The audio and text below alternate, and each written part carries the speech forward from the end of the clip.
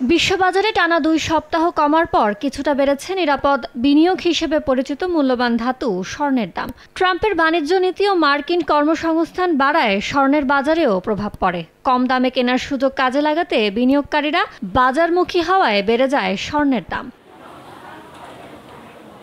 Trading ইকোনমিক্সের তথ্য বলছে, বিশ্ববাজারে প্রতি আউন্স স্বর্ণের দাম $2 বেড়ে দাঁড়িয়েছে $3,239। গত সপ্তাহে দাম কমেছে 2.5% বেশি। এক মাসে মূল্যবান ধাতুটির দাম কমেছে 4%।